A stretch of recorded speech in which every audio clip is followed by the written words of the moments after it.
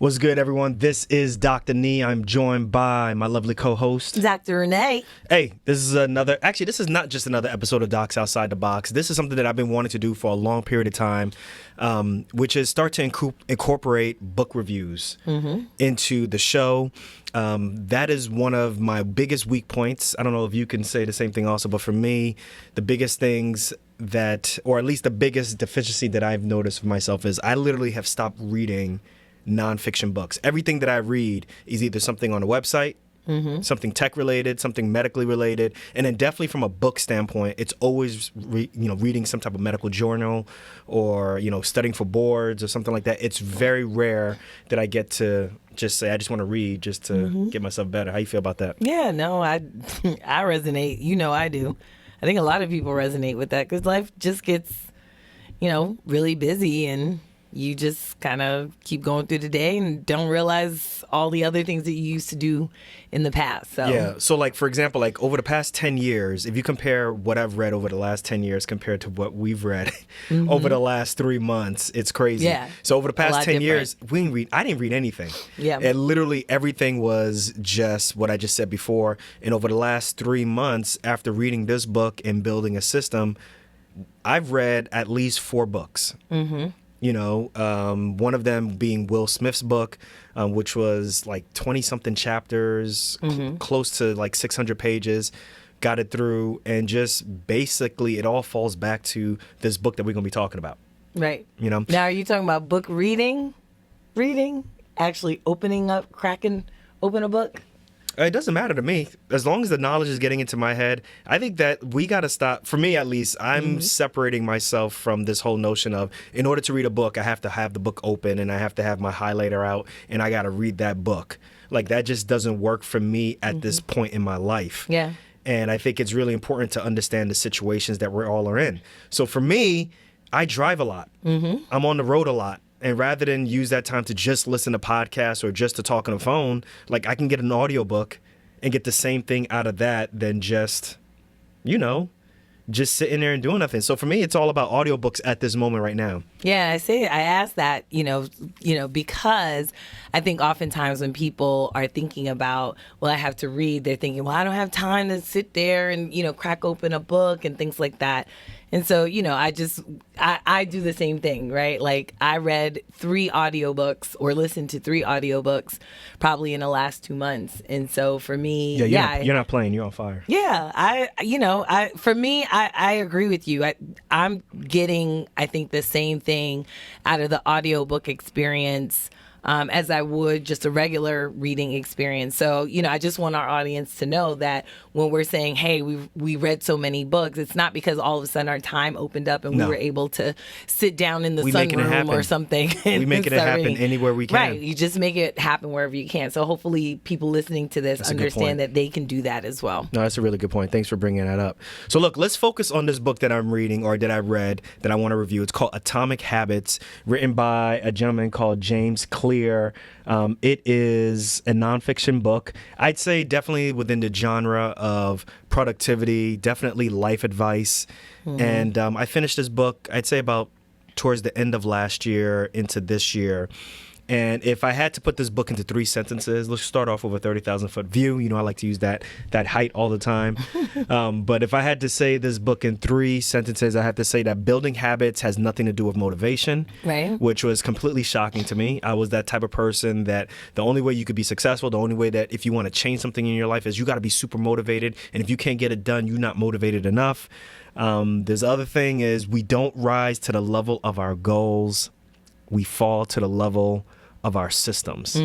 That was, yeah, that was for me. I'm like, because I'm like I said, the first 2 things, I'm all about motivation and I'm all about setting goals. And if I don't accomplish those things, it's because personally there's something wrong with me. Like there's something wrong with me from my persona standpoint. Right. The other thing is micro improvements in your life, micro improvements in anything that you want to do.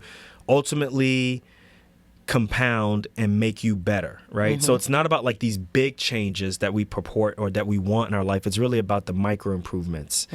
And this part right here, this proves right here I'm not a math major, but basically it says that if you make those changes in that same vein, right? If it's about the micro habits, the really small changes in your life, if you were able to get better 1% of the time, right? Every day, if just 1% you are able to make an improvement in your life or whatever you want to do, 1%, over a year, that compounds to 37.6%. Yeah. Now, in my mind, I'm like, all right, that's 376%, right? Because you're getting better each time. But the way how compounding works, and I don't know all that stuff. You do know how that works. No, I don't know how that works, and I don't want to figure it out. Because you know about compounding interest. All right, well, I know compounding interest and how it kind of works, but like the mathematics and all that, I ain't got time for that. For real, if anybody knows like the exact math of how 1% every day. I know how that works. Okay, so do it real quick.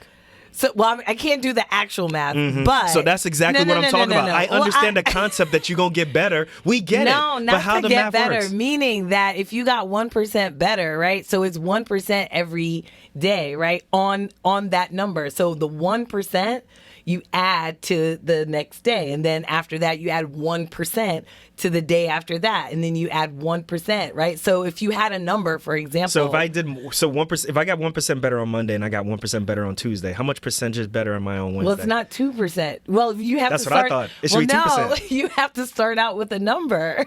You have to start out with an actual number first. All right. Well, listen. Let's jump into how I discovered this book. I discovered this book. It's been out for roughly about 5 years now, 5 or 6 years. The author actually just started writing like a daily journal on his website, and then eventually he like compiled so much stuff that he created a book from it. But I've been hearing about this book everywhere. This book has been talked about on podcasts. I know Lewis Howes has interviewed this guy. Multiple people have talked about it, whether it's on a podcast, whether it's on YouTube. If you haven't heard about this book in some form or fashion, you probably heard someone talking about this, referencing this. Yeah. So that's how I found it. The other thing, too, is for me, I felt like for years I've been struggling with being consistent with working out. Now, I was a really good athlete in high school. I was a good average athlete in college, but there was always this carrot of knowing that as long as I'm competing, I'll always stay in shape, right? So as long as there's a meet, as long as there's a big competition, that was motivation enough for me to just show up every day, run the miles, lift weights, and just for the fact of just wanting to whoop someone's ass on the track, I just would show up. But the question then becomes is what happens in medical school? There ain't no track team there. Right. You know, and definitely in residency and afterwards when you become a doctor, that carrot, that motivation to race, like what's there for me to keep me going and to stay in shape? And I struggled with that. I've obviously been trying to do a whole bunch of different type of at home workouts, and you saw me. You start. I start. And you stop. And you start. And you stop.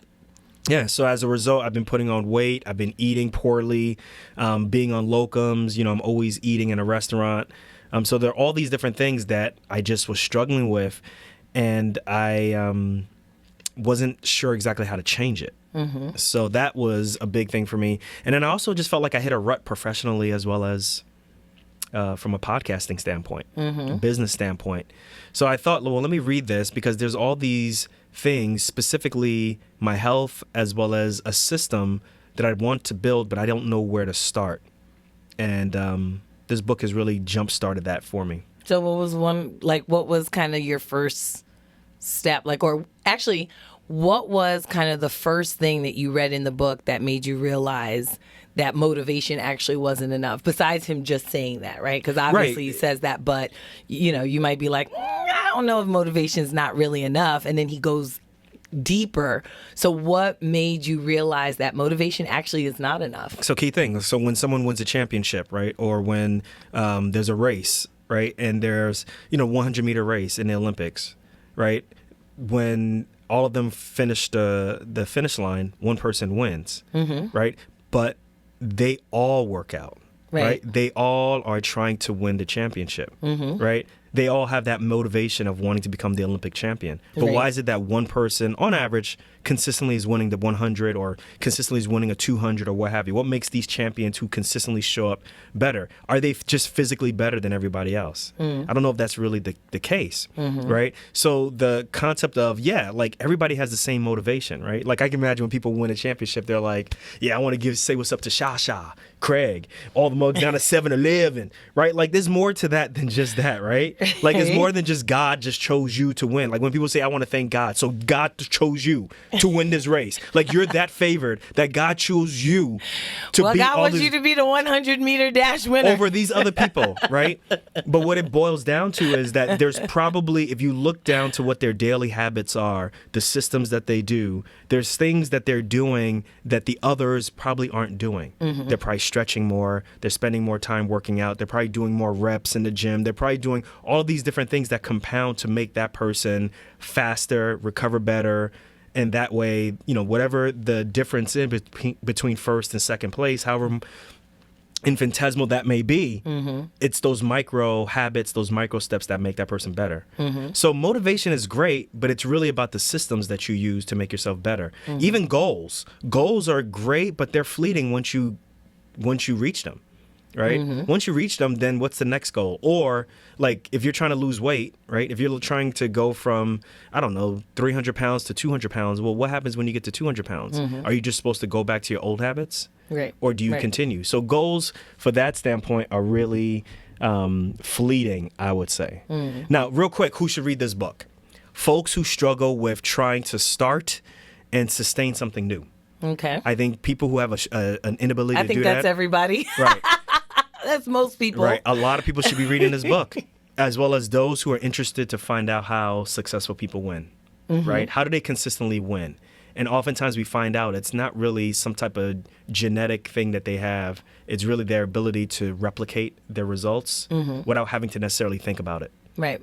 All right. So whether they have a team or what have you, that's what they're able to do.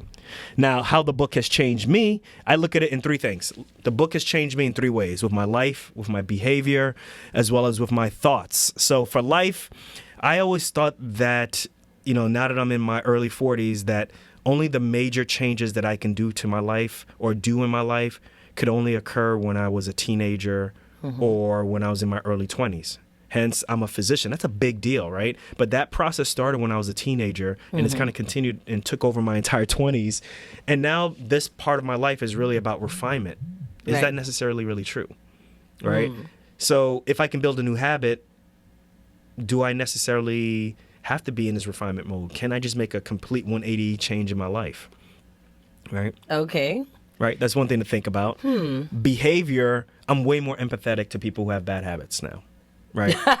I'm serious. Before what? After reading this book. No. I I mean, but before that, what was your before reaction? that, it was like, oh, you're just not motivated enough, or like you got to set the goal of just stop smoking. Right. But you don't really understand, like, this is tough. Like building a bad habit or habits in general are really just our body's way of being on auto mode, right? For whether it's some type of evolutionary issue or whatever it may be. So that's the key. And then for my thoughts and ideas, I think the key thing with me now is as long as I can show myself proof that I can accomplish things, then that's the most important thing, is showing myself proof that I can do things. So if I want to work out, as long as I can show that I am working out on a daily basis by having an X on a calendar, that's the proof. That's all I need to be like, you should be able to continue this habit and go from there. Right. So the top 3 quotes I got from this book is, we don't rise to the level of our goals. We fall to the level of our systems.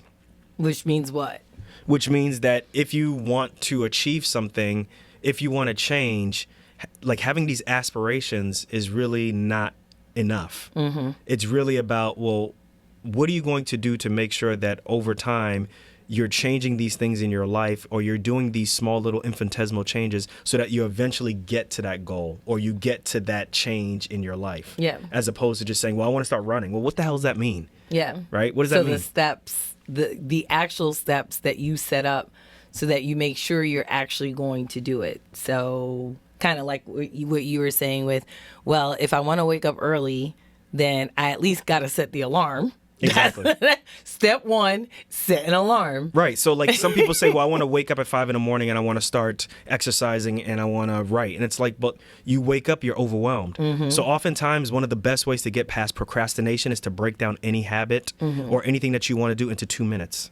Okay. That's what this book talks about. So if you want to wake up at 5 a.m. and you normally wake up at 7 a.m., you don't just start waking up at 5 a.m. and then saying you're going to get up and you're going to do all these different things. It's actually, no, wake up at 5 a.m. with your alarm clock, stay up for 2 minutes, and then go back to bed and wake up at 7. And do that for several days to weeks. Eventually, you just start extending it out from there so that now it's not just waking up at 5 a.m. and then going back to bed after 2 minutes. It's wake up at 5 a.m. Go back to bed maybe after 10 minutes, and then 10 eventually maybe not going back to bed. Exactly. Or get up, stay up for 2 minutes, go brush your teeth, and then go back to bed. But basically, you're just building the process of showing up on a daily basis, right? So that's something that I thought was really cool. Another thing is the biggest change that you can make, the most sustainable change that you can make, obviously we talked about the infinitesimal changes, is actually identity change. Okay, so there's 3 levels of change that you can have in your life. You can have an outcome change, right? Okay. So changing what you do on a daily basis, what your behavior and so forth, that's okay, right? But that goes back to goals. Then there's a process change. And then the last thing, the most sustainable type of change that you can have in yourself is an actual identity change. That's the best way to change your life. Who do you want to be? And then after you decide who you want to be, now you got to prove it to yourself by having small wins. If you are a smoker and you don't want to be a smoker anymore, what are you going to do to prove to yourself on a daily basis that you are going to do things that a smoker or a non-smoker does, right? Right. So that's one of the key things right there. Yeah. So, and I remember you talked about before, basically identifying yourself as the thing that you want to be. And basically, instead of saying, I'm trying to quit smoking, you might say something like, I don't smoke. I don't smoke, exactly. And just kind of... Or even put yourself in situations where other smokers won't be. Right. So you don't have that craving. Right, so you don't have that craving. Which actually brings up the 4 ways that you can build a habit. So the 4 ways to build a habit, before we even get to that, to understand a habit, you got to understand there's 4 components of it. The craving, which is the cue, right? So the cue could be, I'm hungry, right? Then is the craving, I want to eat a piece of chicken or I want a donut, right? Being hungry and wanting to eat a donut are 2 separate things. Right. Because you could be hungry and you eat a salad. Exactly. Make the response, or having the response, right? And then there's also the reward. So cue, craving, response, and reward. Right. And the key things is whenever you want to make change, is understanding that the cue has to be obvious. So let's talk about with me trying to work out. Right. I want to consistently work out because I've changed my identity. I'm an athlete. An athlete works out. So with changing my cue, I want to make it obvious. So the cue is when I get home from work or when I come home from whatever I may be, the first thing that I see is my clothes, my workout clothes. That reminds me that I need to exercise. Right. Right. So the cue is obvious there. The clothes are there.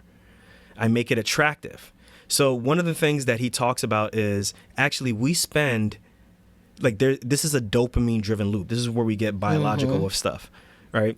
So the brain actually loves wanting way more than it wants, way more than it appreciates liking something, right? So the anticipation, the brain or the place of your brain where you actually take action really likes that anticipation more so than appreciating something. Yeah, because there's been times where you're like, oh, I can't wait for something. And then next you get it and you're like, that was it?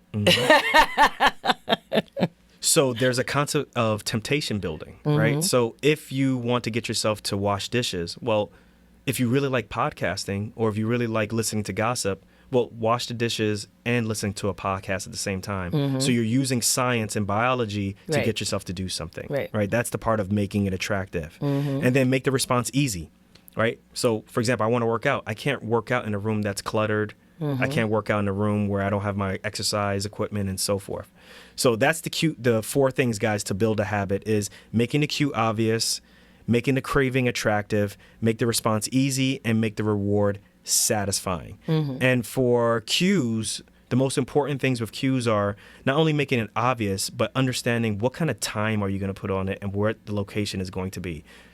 I want to work out in the basement on Mondays at 8:30 a.m. Making right? it very specific. Making it very specific. So that's really important. So for me, I've always now focused on when I come home, my workout clothes are in the basement. As soon as I go down the stairs, I see where my clothes are hanging. The sneakers are there. There's a fresh pair of socks there. There's a space there where the TV's there. I have T25. Me and Shanti are working out, right? Mm-hmm. And then what I do also is I make it satisfying because I have a calendar there and it has the workout that I'm going to work out. And then I have a marker that makes it that I can X out. Right. And that's how I've been satisfying it myself, as well as showing the proof. Hey, over these last several weeks, you've never broken the chain. Yeah, you did 10 weeks, even when you went to Ghana. Did 10 weeks. I continued that. And it's been great. So now I am applying these skills to waking up at 5 a.m. I'm applying these skills to our podcast, right? I'm applying these skills to a whole bunch of different areas of my life and not beating myself up if I make a mistake, but really understanding that the key is how infinitesimal of a change can we make so that at least 1% of the time, 1% I'm getting better every day. 37%. Over the year. Over the year. You got it. That you can't calculate. You got it. You got it. You got it. I can't get the math. Someone write that up. So because it's 1% and then it's going to be 1% of that percent. I get it. Right? But okay, look. It makes sense. So you got to have 1%, then 1% of that percent, right? 1% of 1%. And then 1% of whatever percent that is. So it's always going to be 1% of the number, not 1%, not 1% additive, but compounded. So if you got whoever wants to do the math, if someone wants to do the math, go ahead and text us. I don't remember that number. Text us the that number is entire in the math show equation. notes. Let us know what you think. This is the first ever review that we've done on Docs Outside the Box. Once again, this is Atomic Habits. Yeah. A review. It was a good book. I read it too. Read by James Clear. This book, like I said, has changed my life. I hope you guys pick up this book. If you're struggling, remember, like I said, this book is for folks who struggle with starting their own, having their own habits. Or breaking habits. The other thing that I also didn't mention also is if you have bad habits that you're trying to break, it's really hard to break those. But the key thing is you need to create an environment where it is very easy to make the bad habit disappear right. and obvious, right? So, for example, with me, drinking soda, there's no soda in the house, and I also replaced that want. I replaced that want for like fizzle with salsa water. If you're someone who bites your nails, he talks about this in the book. Yeah. If you're someone who bites their nails, well, maybe if you go to the nail salon and get a manicure, then you'll start to appreciate actually how nice your manicure looks, and it kind of takes away that urge, hopefully, or that want to have nasty looking nails. Or to have nail polish in your mouth, because that's nasty. Okay. I'm sorry, but that's nasty. So on that note, guys, so that you don't have nasty ass nails. Or nail polish in your mouth. Or nail polish in your mouth. Or if you're trying to lose weight, we kind of figured out the way to do this. So I hope you all enjoy this book. I hope you guys enjoy this book review. Let us know what y'all think about this. We got several other books that we need to talk about. Oh, yeah. And we'll take it from there. I'll catch you guys on the next episode of Docs Outside the Box, y'all.